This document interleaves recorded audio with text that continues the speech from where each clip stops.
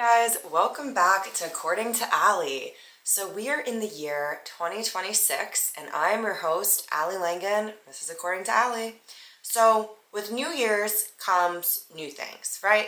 So I decided with the podcast to try something a little bit new.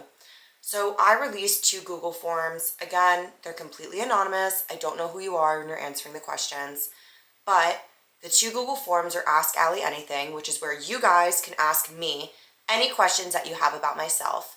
And the other Google form is Ask Allie Advice, which is where you can ask me for advice in a situation, if you don't know what to do, etc. So, I released those 2 Google Forms. I have the responses here, and I'm going to be reading them on the podcast for you guys. So, let's begin. So, this is the Ask Allie Anything segment. This is where you guys ask me any questions. Also, I'm so sorry. I am almost recovered from my cough from the flu, so sorry if I'm taking some pauses. So, the first question I got, at what age should you stop wearing sports jerseys as a guy? I think that's a great question. I feel like it's more a time or place thing when you're wearing a sports jersey, right? If you're wearing it to a sporting event, wear a sports jersey. If it's a Sunday and you're going out at the bars and you're drinking, wear a sports jersey. I feel like though, past the age of 25, you shouldn't just be wearing a sports jersey out on any given night. I just feel like it's more of when you're like younger and you're in college. Okay, that's fine. Like wearing a sports jersey to like a darty or whatever, I get it. Some people call it a dage, but I call it a darty. So that I understand, but otherwise you shouldn't really be wearing a sports jersey out. Unless, again, you're going to a sporting event or it's a Sunday and you're going out to the bar specifically to watch the games. I feel like then it's socially acceptable to wear a sports jersey as a guy. Again, it's my opinion. It's according to Allie, so it's my opinion on it. So let's see what else came in. Do you like Gucci or Hermes more? Okay, good question. I feel like I like Hermes more. I wear like 3 Hermes bracelets, not all the time, but I do like to wear them. They're pink, blue, and white, so I wear those a lot. Sorry again, I'm still like getting over the flu. Also with Gucci, I like Gucci, but I like more like vintage Gucci. Same also with Hermes. I do kind of love vintage stuff. I used to work at the Real. I used to work in sales. So I do kind of enjoy more of the vintage items. That's just a personal opinion though. Some people like more of the newer stuff. I like more of the vintage stuff. I think it has more character. Let's see what else you guys asked me. So, how do you balance the crazy lifestyle of being a self-made girly? I've also never seen anyone spell girly Girlie. It's usually Girly, but interesting choice. I wouldn't say it's like a crazy lifestyle. I, again, can't really assume if the person was being sarcastic because it's overwriting. I'm just going to assume we were being sarcastic, but I don't think it's really a crazy lifestyle. Again, as I talked about, I do influencing full time, and then I also run a dog walking and dog sitting business out of Hoboken. So I wouldn't say it's really like a crazy lifestyle. You just have to have a schedule. Like I do have a schedule every day of things I have to get done, of things I want to do. And I'm kind of on this journey of just like self-growth, which I really enjoy, and building something that I'm proud of and working towards my own goals. Everyone has their own goals, right? Like whatever they want to do for themselves, whether it's in a corporate career, okay, I want to do XYZ, I want to go for the promotion, I want to do this, I want to do that. I have my own goals too, right? For the year, for 5 years from now. So I think it's all about balancing everything, balancing your relationships, balancing your job, balancing financial stability. So it's all about a balancing act, right? It's kind of like a circus if you really think about it. And you're balancing everything and trying to make sure that everything equals out and it's equilibrium. So I think that's what it's really about with balancing a lifestyle. Okay. So my sister is between Quinnipiac and Bowling Green for college. What would you recommend? So I went to Quinnipiac University. I graduated in 2021. I was in Phi Sig. I was in a sorority. I also worked in the mailroom in college, and I worked at the gym. So I was a pretty busy girl in college. And I had positions in my sorority. I was on executive board, and I also worked on the philanthropy side for a co-chair position. So I was pretty busy. I loved my time at Quinnipiac. Now, I know not everyone can say that. I genuinely really did enjoy my time at Quinnipiac. There were so many opportunities for me there. I met so many great, amazing people.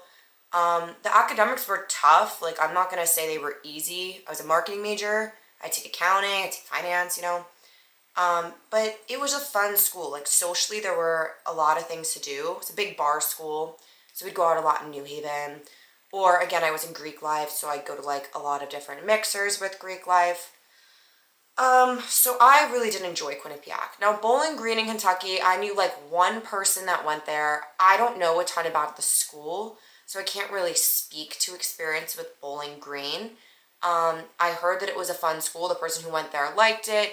Actually, I think they just got married, but they enjoyed the school. They were in Greek life. Seems like they had a fun time. So I can't really speak much to Bowling Green, but I can speak to my time at Quinnipiac, and it was a really great, amazing experience. I'd recommend it to anybody. And what I really enjoyed is it was only like 3 hours from home. So if I ever did want to come home and spend a weekend with my family, or if I was coming home for the holidays, it wasn't so far. Like, I didn't have to take a flight home. Bowling Green's in Kentucky, so you'll probably have to take a flight home, or you're going to have a pretty far drive. It just really depends on what your sister is going to school for, what she wants out of a school. Does she want more of a Southern vibe? Does she want more of a Connecticut vibe? The South is obviously very different from Connecticut. So that's what I could say about that. What's the current roster looking like for a bad bitch queen like yourself? The roster. It's been interesting. I have like a few guys that I talk to kind of sporadically. I don't really have anybody that I talk to like on a daily basis. Like, I'll text them. Like, some guy asked me, he's like, how was your new year? And we've been like texting a little bit. I was like, oh, it was good. Like, how was yours? So that's cool, right? And I have another guy who's like, my New Year's resolution is to take you on a date. That's cool too. But I don't really have any one person that I'm like specifically like continually talking to. I think this year I really want to focus more on like my career, what I'm doing with influencing, what I'm doing like other projects outside of influencing, which I'll talk to you guys about. It's pretty exciting stuff. So I'm really enjoying doing that section of my life. I think for me with dating right now, I've kind of put it on the back burner. And that's not in the way to say that like, oh, I don't think dating is important. Great. If you find somebody awesome, I just have not gotten much out of dating personally. So I'm not choosing to focus on that. I'd rather bet on myself, right? Bet on myself, bet on my career, bet on what I'm doing. I don't want to focus my energy on that. I'd rather use my energy on other things like influencing. I'm going to a lot of fun events coming up. I'm working on something with acting, which is pretty cool. So I'm choosing to focus my energy there, and I'm not really focusing my energy on dating. Not to say that people who focus their energy on dating are bad people. It's just, for me right now, my personal life choice, I'm not really choosing to focus on that stuff. All right, next question. What's the best Jersey Shore bar, and why is it DJ's? That's pretty funny. My favorite Jersey Shore bar is actually Columns. That might come as a surprise to some people. I like Columns because they have a live band. I've been going there since I've been a little girl with my dad. So they have a live band. It's, again, like Parker House, but you're never really dealing with the crazy lines, except if it's a holiday weekend. It's to be expected for like Memorial Day weekend, 4th of July, Labor Day, mostly 4th of July and Memorial Day weekend. But Columns is actually my favorite bar. So I just enjoy it. I like the live bands. I like the crowd of people that go to Columns. You can also get food inside Columns, which I love. So that's actually my favorite bar. I know that whoever asked this question, though, their favorite bar is DJ's. I do love DJ's too. My only thing I don't like about DJ's is I go in there and it's so crowded and so like you can't move and you're like a sardine. So I don't really like that. And I don't necessarily love the type of people that go to DJ's. I feel like they're always looking for a fight. And I don't fight, okay? I'm a lover, I'm not a fighter. So I don't fight. So that's what I don't like about DJ's, but I do like the outside area, and I do like the frozen drinks that they do on Sundays. Those are fun. I still love a good t-shirt contest, okay? I mean, who doesn't? But those are some of my pros and cons with DJ's, but it's still a great Jersey Shore bar, and it will always have a special place in my heart. So, what else? What is Allie's type in a man? Physically, I usually go for someone tall. I know I'm going to get some crap for this, but I like guys over 6 feet tall. And you might say, oh my God, she's one of those girls who likes guys over 6 feet tall. sorry, I do. You asked me what my type was. I like guys over 6 feet tall. I like guys with dark features, typically dark hair. I'm Italian, so I tend to sometimes go for Italian people because we have a lot in common culturally. But I like tall people. I'm Italian and Irish. I also go for Irish guys. I like tall. I like someone who's funny. You have to be funny and be able to make me laugh, have like witty banter with me, and go back and forth. I like someone who has direction with their life and like knows what they want to do and they have goals and aspirations. That's really important to me. And I like someone I can get along with my friends and fit into the group dynamic. I think that's important. And has great relationships with like women in their lives. I think it's really telling when a guy doesn't have like a great relationship with like his mom or sister. Again, I don't want like a mama's boy, but someone who has like a good relationship with women in their lives. I think that's really important. So those are just like a few things I'd say. I don't tend to go for shorter guys because I also love to wear heels. I have a lot of cool heels that I like to wear. And I feel like shorter guys when I wear heels are very intimidated because I'm tall. Because I go from 5'6" to being like 5'9", 5'10". And a lot of guys get intimidated and they're like, ooh, like she's too tall. That's fine. I'm not really into short guys. Sorry. And I don't like guys that are like aggressive or overbearing. Like if you're like trying to control me, I'm out. Like catch you never. Like I don't need someone to sit there and control me. I think that's really weird. So I say that's my type in a guy. So I just moved to Hoboken and I want to meet people. What is your opinion on starting random convos with a stranger at a bar or at a social event? If appropriate, where could I start? Thank you. So I moved to Hoboken about 2 years ago, so I can relate to this. I'm originally from Monmouth County. Starting random conversations with a stranger at a bar. I think it's good to think about what you like to do and join things that relate to that. So I joined a book club in Hoboken and it opened me up to meeting a lot of really cool new people, and I go to their events and I've met some great people through that. I also love dog walking, so I joined a dog walking group. And again, that was more from the business side, but I've met people through dog walking that are amazing people. We all love dogs, right? So we all have something in common. I think when you move to a new place, you should write down what your interests are and look up Facebook groups, look up clubs you could join. There's also the Hoboken Hive where you can play like a lot of different sports or activities, whether it be kickball, etc. So that's another great option to meet people. I think also going to different events in Hoboken, like a lot of bars have like bingo and stuff like that. Great opportunity to meet people. Also going out on a night out, if you want to be like social, I think I've met a lot of great people at Dear Maud, which sounds weird. But again, in a drinking setting, it's a little bit harder because maybe you don't have the same, activities that you like to do. It's better if you're in like a club or something where you share and like the same activities. I know people are going to be like, ew, why are you telling people to join a run club? But even like a run club, like I know people who've done track and they like are in a run club and they love it. So think about what you like to do and join clubs with other people that like to do what you like to do, and that's a great way to meet people. That's what I did, and it worked out really well.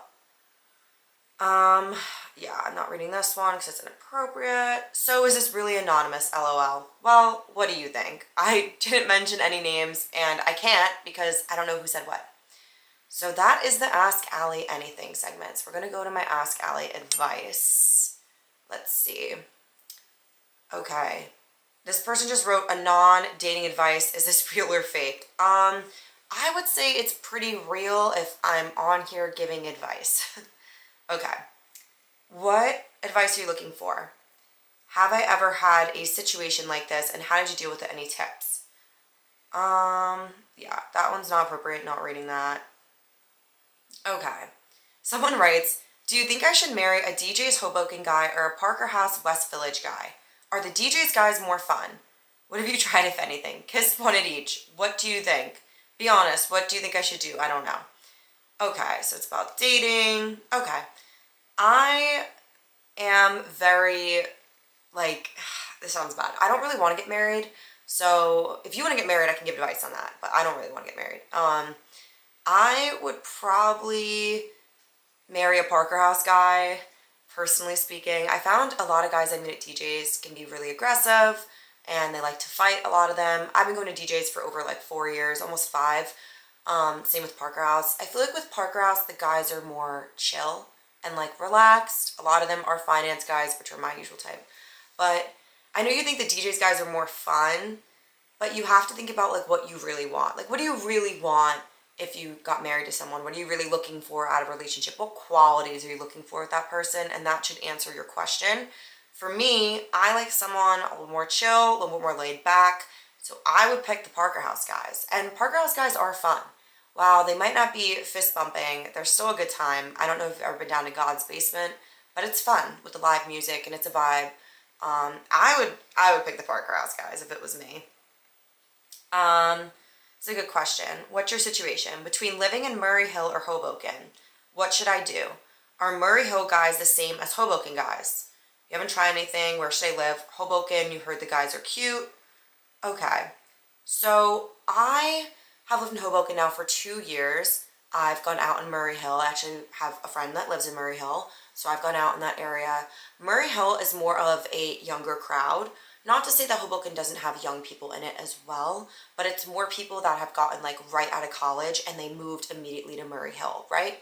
I think the difference is the age range. In Murray Hill, they're just younger, and Hoboken, you have younger people, but there's also people in their mid-20s, late 20s, 30s. There's families uptown. I feel like with the Hoboken guys, a lot of them are in finance, at least the ones that I've met. They work in the city, at least downtown. That's how they are. I feel like a lot of them have girlfriends or they are players. Like there's no in between. Like they're either like wifed up or they're players. I met a lot of players. They're very interesting. But there's some good guys too that are interesting and I've gone on dates with and they're cool. But my advice would be to stay away from the party guys. Like if they like to go out, great. But I'm talking about like the hardcore partiers. Stay away from those people. For dating purposes, probably not someone you want to date. I get having fun and going out and having a good time. But if they are out 24/7 and they have like no goals, no aspirations, nothing, stay away from people like that because they will drag you down with them. So my advice would be, I'd say Hoboken guys over Murray Hill, even though some of them can be players. You just need to see what you want out of a relationship. It's all about what you want, right? And then you look for those qualities in a person. Okay, let's see what my next question is. Between going to business school or law school, you don't know what to do. Both. How long has it been going on? 6 months. It's an 8 on the scale of how invested you are. Work-life balance, going to business school or law school. So this is actually a great question for me. So I went to business school. I went to Quinnipiac. I got a degree in marketing. And then I went on to go get my MBA from Monmouth University. While I was doing my MBA, I was working at Lululemon during the day, going to night school for my MBA, and then I would study for the LSAT till like 1 in the morning, right? So I took a Princeton Review course online, and I really wanted to be an attorney. I really wanted to go to law school. What I would say about business school in comparison to law school, I felt like with business school, it was more about networking. Like, there's not networking in law school, but it was more about networking. And being in business school, I feel like I did have a little bit more free time and I could do stuff outside of just being a student or being in business school. Like I could work, I had more free time and they wanted me to get some like real world experience, which I got from working.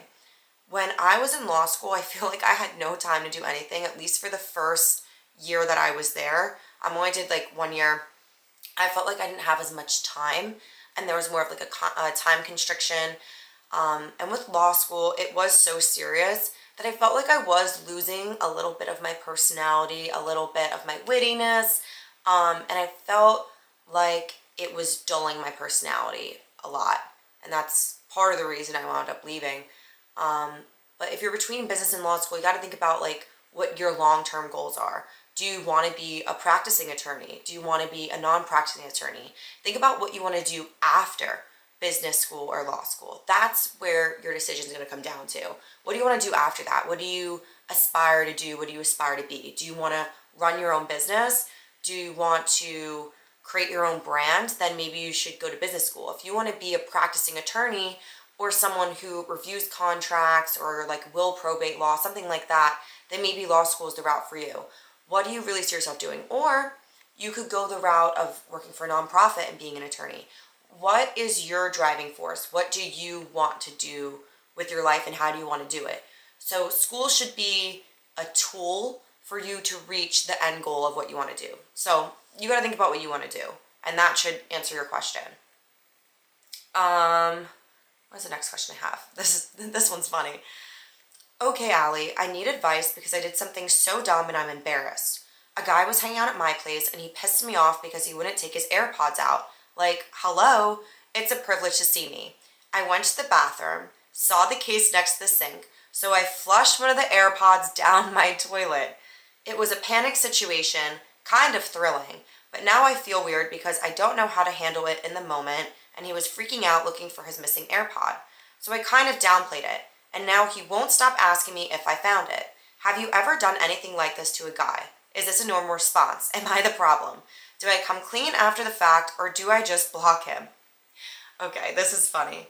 Alright, so you want advice to make you feel better about the situation. Well, I don't get why he was listening to his AirPods if you're at his apartment. Like, that's so rude. I wouldn't even do that to one of my friends. Like, that's so rude that he was listening to his AirPods while you were there. First of all, what was he listening to that was that important? Was it like rap? Was he listening to an ebook? Like, I'm just genuinely curious. What was he listening to? I can't believe that he wouldn't take his AirPods out. Okay. Do I think it was wrong for flushing them down the toilet? Personally, you're nicer than me because I think I would have flushed both AirPods down the toilet. I don't think I would have left him one. So you're a lot nicer than I am. But I feel like it's justified. Like, who has somebody come over and then they're just on their AirPods the whole time? Like, what? I have never done anything like that with flushing AirPods specifically, but there is a time, this is so bad, there was a time, this was a few years ago, where a guy invited me over and he was just so annoying. He would like invite me over all the time. I think I was like 23 at the time. And I was just so sick of him like calling me at 2 a.m. whatever, that I went over. And I don't know if you know what like cooking tongs are, like the little like cooking tong things. I decided to steal his cooking tongs. I know, not my best moment. But I wanted to teach him a lesson about inviting strangers over. Like, you want to invite strangers over, okay, then fine, you don't have any cooking tongs, you just got robbed, now what? So I taught him a lesson about inviting strangers over, and he never texted me again, so it did work. Would I ever do that now? No. No, I would never go over some weirdo guy's apartment. But I have done something like that, but that's pretty funny. I wouldn't, if it was me, I wouldn't come clean. Like, I wouldn't come clean. I wouldn't tell him that you flushed his AirPods. No. Don't tell him. I would block him. I would block him and just act like I have no idea what he's talking about. Like, if he asked about the AirPod, I'd be like, I don't know, like, must have misplaced them. Like, I would lie. Like, I don't know if that's, like, good advice, but I would lie. Like, why not? Like, he knew he was being rude, right? By inviting me over and then listening to his AirPods the whole time. He knew he was being rude. Like, there's no way you don't know you're not being rude. But yes, I did steal a guy's kitchen tongs one time, and I taught him a lesson about inviting strangers over. So that was pretty funny. He asked me about them, and I was like, yeah, I don't know. But girl, don't come clean. Don't tell him where the AirPod is. Don't tell him that you flushed it down the toilet.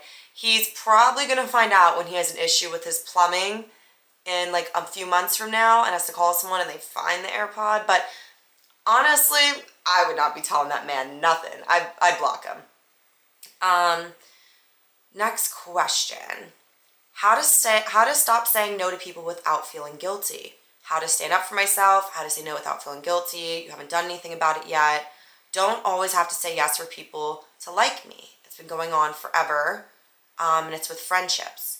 More to do with my boss texting me, coming in early, not saying yes all the time to hang out with friends, declining a job, etc. Now, I love this question. I used to be such a people pleaser back in high school, even like early college. I used to say yes to everything. I might as well have been the poster child for yes man.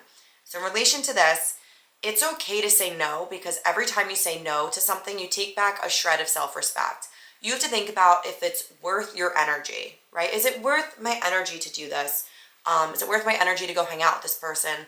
Especially if it's someone who complains all the time. Nothing is worse than hanging out with someone who complains all the time. Every time you see them, it's like a dark storm clouds over them and they're like, oh, doom and gloom, everything's awful, my life's terrible.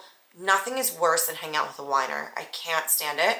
But I think you can ask yourself this, right? To stop being a yes man to everybody, ask yourself this 3 times. Do I want to do this? Do I want to do this? Do I want to do this? The 3rd time, you're probably going to get your most honest answer. Ask yourself that 3 times and really think about it. Do you really want to do that? Yes or no? There's no maybe there. It's a yes or no question. Do you really want to do that? And that's how you will learn how to say no to people. For me, there's times that my friends will ask me to go out. I'm like, do I really want to go out? Do I really want to do that? And I ask myself, do I really want to do this? Do I really want to do this? Do I really want to do this? And I'm like, no. The 3rd time I'm like, no, I don't. So I don't do it. And I ask myself if it's worth my energy. And if I don't want to do it, I don't. In regards to your boss texting you to come in early, I would say with that whole situation with your boss, just say that you're not available to come in early, that you have something to do. Your boss shouldn't be texting you to come in early. If it's not something you want to do, then don't do it. Understand it's your job and your job's important to you, but you're not required to come in early. So when your boss shouldn't be texting you that's like so unprofessional of your boss asking you to come in early. So I think that's a good way to handle that. But with also declining jobs, if you don't think you want to do the job, don't. Is it worth your energy? Is it worth your time? If it's not, don't do it. That's the best advice I would give on that situation. As someone who used to be a people pleaser, shockingly, I used to be a people pleaser. I know some people might find that shocking because I seem pretty blunt and to the point and seem to always go down my own path. But I was a people pleaser for a very long time because I was worried if people would like me. And I really wanted people to like me. And I feel like a lot of people could relate to that. And I was like, okay, maybe if I people please and do all this stuff, someone will like me. No. Someone should just like you for you. They shouldn't like you because you're a yes man. Okay.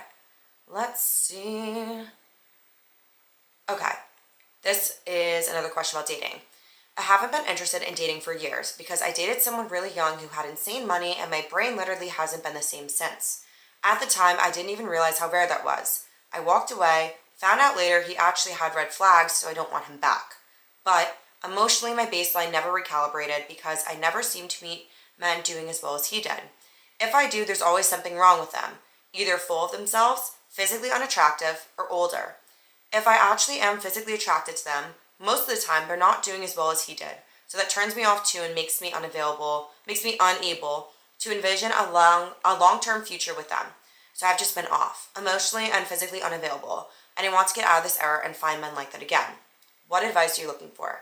I want to know where men in that tax bracket actually are and how people really meet them, because I clearly have been standing in the wrong rooms. I don't want to meet them online, and I don't want to hear lower your standards, wait until you find the right one, it's not going to happen again. Jeff Bezos' wife had so many baby daddies, botched plastic surgery, and she found her way to a billionaire. It's all about the mindset. I know this tier exists, I just don't know where they actually hang out, how they meet women, or how people realistically enter those circles. What have you tried, if anything? Country clubs, friends of friends, house parties, bars. None of it even touches the demographic I'm talking about. I don't want to meet them online. What outcome are you hoping for? To find wealthy men.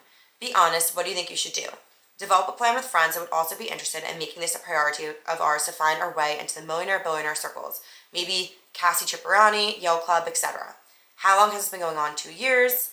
It's about dating. And you want me to be blunt. Okay. So I think with that situation, I think also with talking about Jeff Bezos' wife, she actually had a flying license. I believe she could fly helicopters and stuff like that. And how she met those people is she was in the same circles of them with the same activities. So if it was me in that situation, I would try to go to places they frequent, like you mentioned, different restaurants that they frequent. That'd be high up on my list. Think about what activities they like to do and maybe join different clubs where those activities are present, like you mentioned, Yale Club. I think that's a good way to go about it. I think it's about being in the right place at the right time when you want to meet somebody like that. So going to nice restaurants, maybe sitting at the bar and ordering a drink, that could be a way to do it. Going to nice hotels, sitting at the bar, ordering a drink, another way to do it.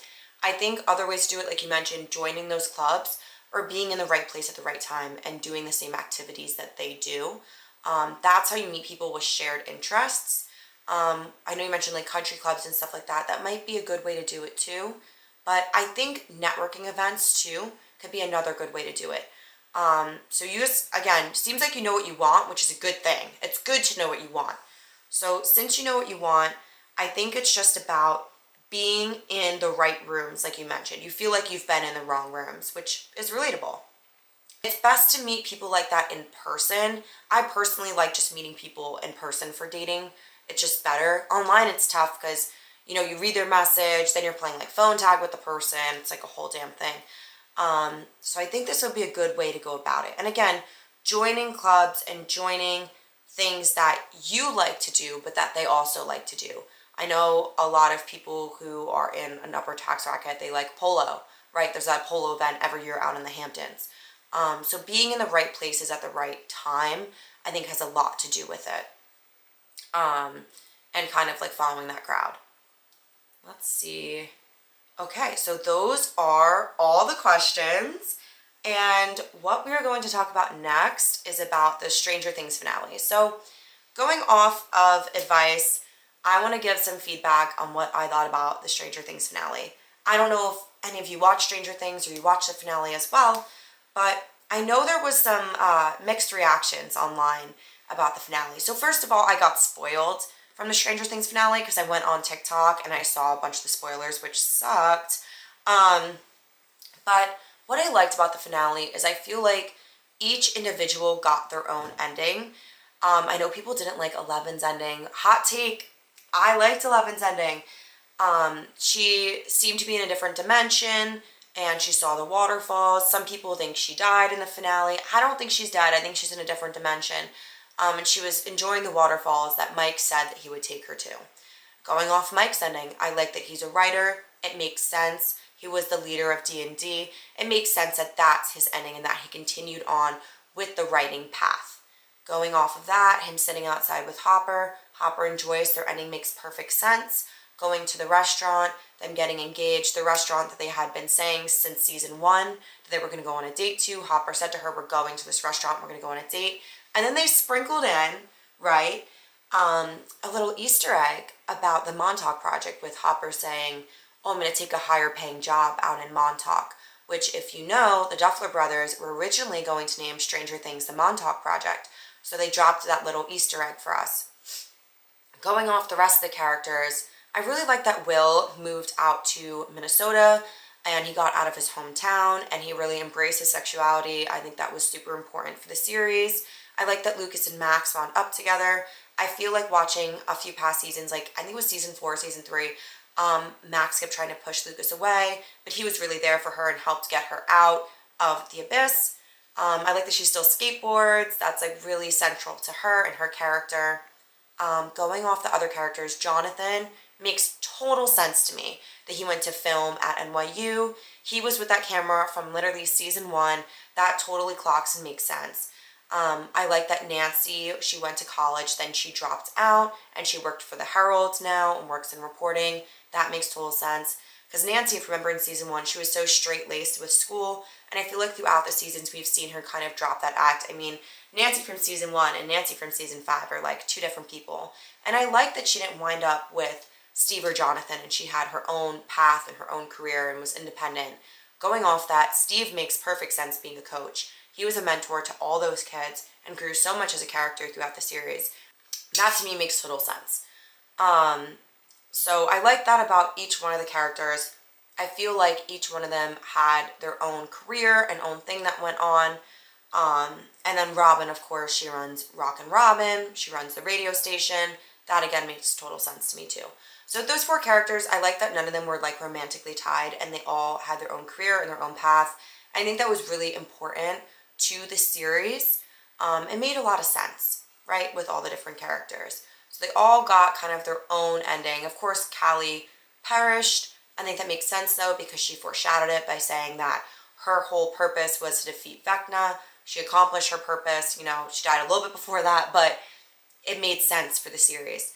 I know some people didn't like 11's ending, but I like that each character kind of got their own unique ending for the series. That to me made total sense. Also this week, I know we've seen a lot of different things besides the Stranger Things finale. We've seen a lot of pop culture things come up. So Bryan got married, which I think is crazy. So he's dating that girl Samantha, who looks just like Brown and Chicken Fry, for 8 months. And they got married in Spain. So I think that was pretty crazy. I know back in like 2020, with his first wife that he got married and then divorced a year later. So I mean, who knows with him, but I just thought that was crazy. Literally, like, you were for 7 months and they got married like December 31st, like New Year's Eve in Spain. I just thought that was wild. And then of course, everyone online's been talking about the Alix, Earle, and Tom Brady thing. I thought it was interesting. So a lot of people talked about how in St. Bart's that 80% of the world's wealth was there, right? All these mega yachts are there, all these people. So I think we can all reasonably expect if 80% of the world's wealth is in one place, we're going to have news reporters, we're going to have people there taking videos, taking pictures, right? Of course, we're going to have that in St. Bart's.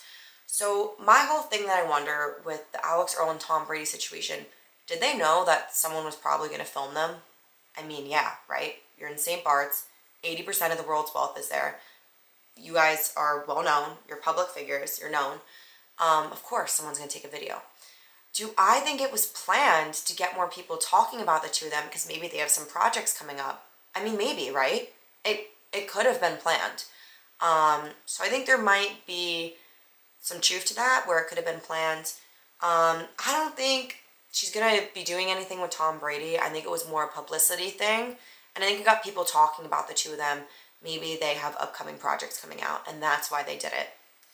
But overall, it's been an interesting 2 weeks. I finally recovered from the flu, and I'm finally better, and I got to do this episode with all of you. So I'm really, really excited about the forms. Please keep filling them out. I'm going to do that every single episode, and I hope you all have a fantastic start to the week. Alrighty? Bye, guys.